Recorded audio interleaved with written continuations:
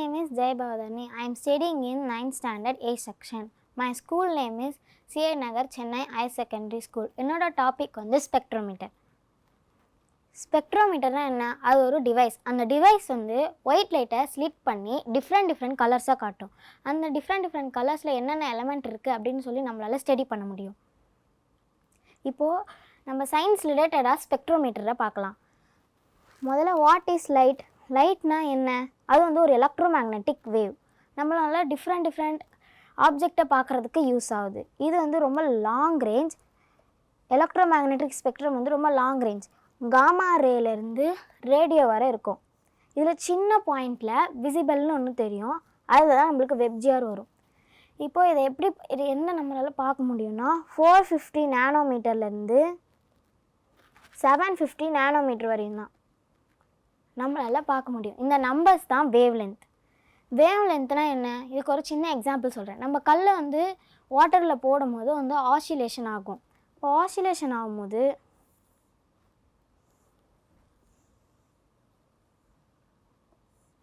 மேலே இருக்கிற 2 பீக்ஸ்க்கும் கீழே இருக்க 2 டீப்ஸ்க்கும் நடுவில் இருக்க டிஸ்டன்ஸை தான் வேவ் லென்த்துன்னு சொல்லுவாங்க. இப்போது ரிஃப்ளெக்ஷன் அண்ட் ரிஃப்ளெக்ஷன் பார்க்கலாம். ஒரு லைட் வந்து சர்ஃபேஸில் படும்போது டிஃப்ரெண்ட் ஃபினாமினாவாக போகும். அதில் வந்து 2 டைப்ஸ் இருக்கும். ஒன்று ரிஃப்ளெக்ஷன், இன்னொன்று ரிஃப்ராக்ஷன்.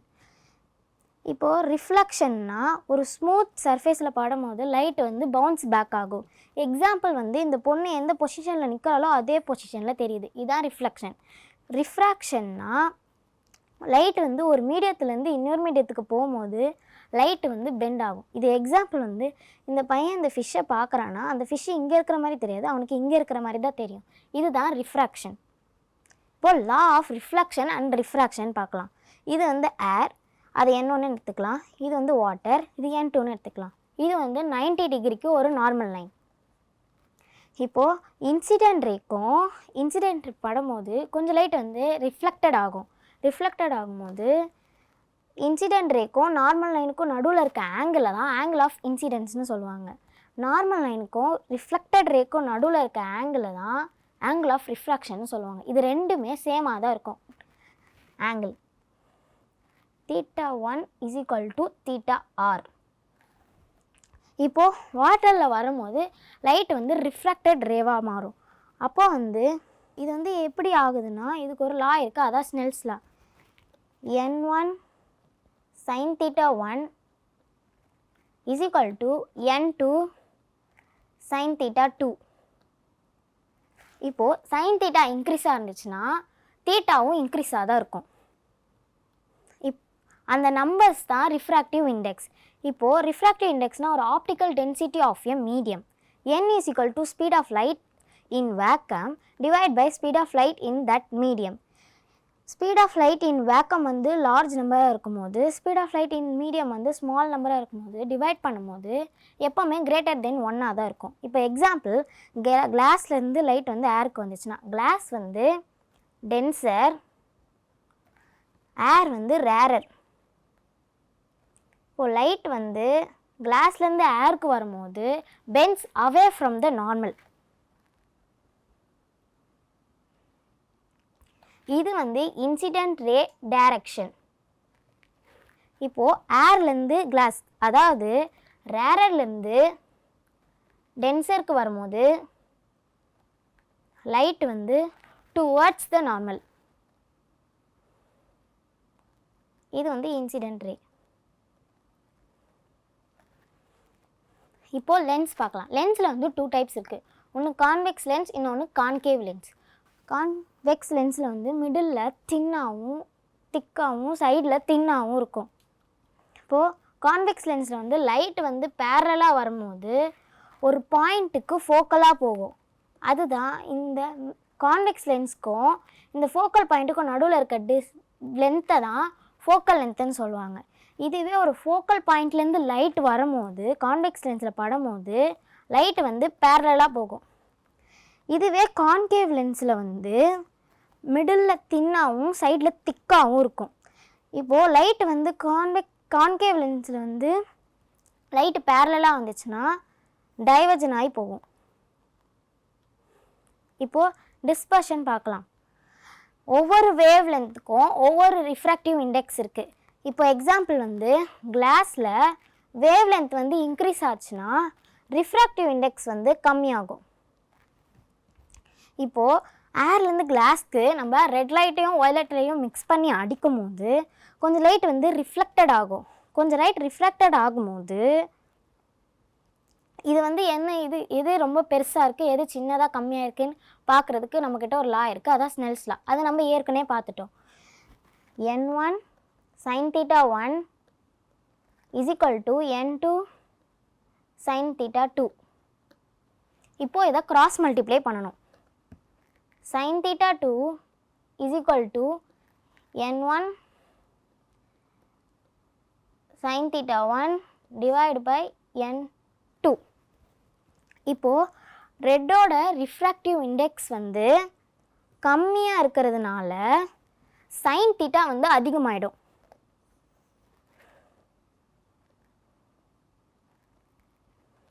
அப்போது வயலட்டோட நம்பர் ரிஃப்ராக்டிவ் இண்டெக்ஸ் வந்து அதிகமாக இருக்கனால சைன் தீட்டா வந்து கம்மியாயிடும்.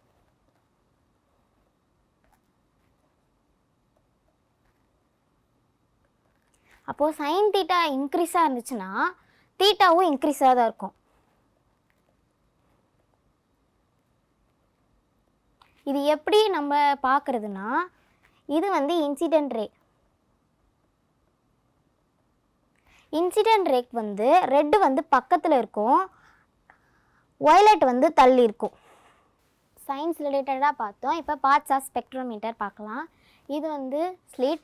இது வந்து அந்த டோரை வந்து அட்ஜஸ்ட் பண்ணுறதுக்கு.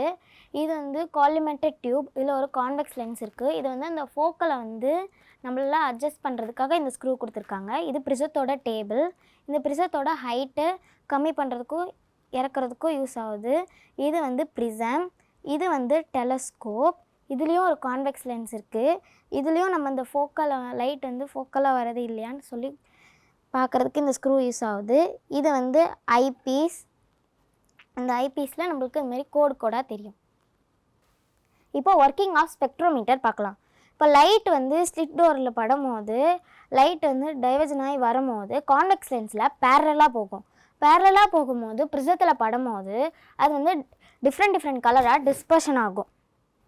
டிஸ்பர்ஷன் ஆகும்போது கான்வெக்ஸ் லென்ஸில் படும்போது லைட் வந்து பேரலாக வந்து நம்ம ஐக்கு தெரியும். ஐக்கு வந்து எப்படி தெரியும்னா கோடாக தெரியும்.